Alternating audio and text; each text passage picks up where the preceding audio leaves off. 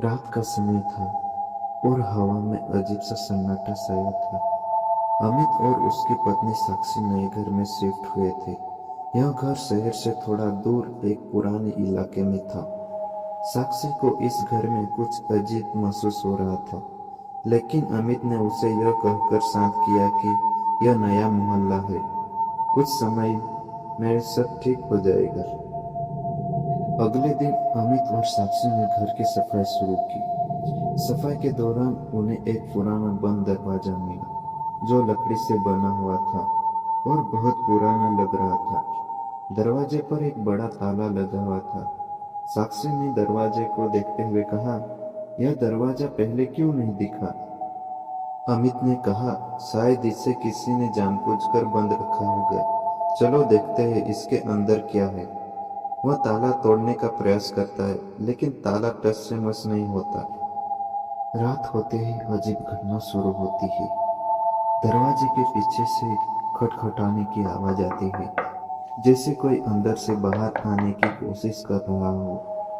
साक्षी घबराई हुई अमित को जगाती है। वो दरवाजा कोई खटखटा रहा है। अमित भी घबरा जाता है, लेकिन वह हिम्मत करके नीचे जाता है। जैसे ही वह दरवाजे के पास पहुंचता है, आवाज बंद हो जाती है। किसी का मजाक होगा। वह वापस कमरे में चला जाता है। अगले दिन अमित गांव के कुछ बुजुर्गों से घर के बारे में पूछताछ करता है। गांव के सबसे बुजुर्ग आदमी ने कहा, उस घर का दरवाजा कभी मत खोलना। वह दरवाजा उस दिन से बंद है जब वहां एक आदमी गायब हो गया था। कहा जाता है कि वह दरवाजा कहीं और नहीं, बल्कि दूसरी दुनिया का दरवाजा है।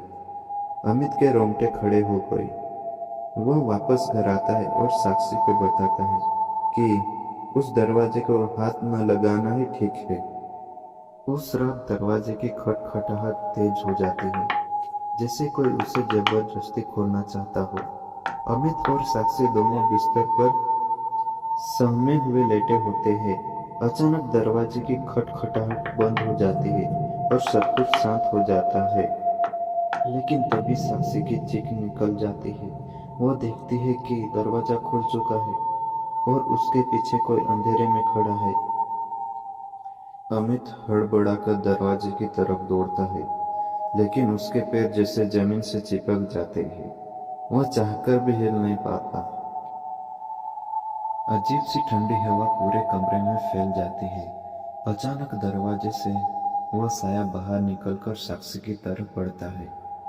अमित चीखता है, लेकिन उसकी आवाज भी घुट जाती है।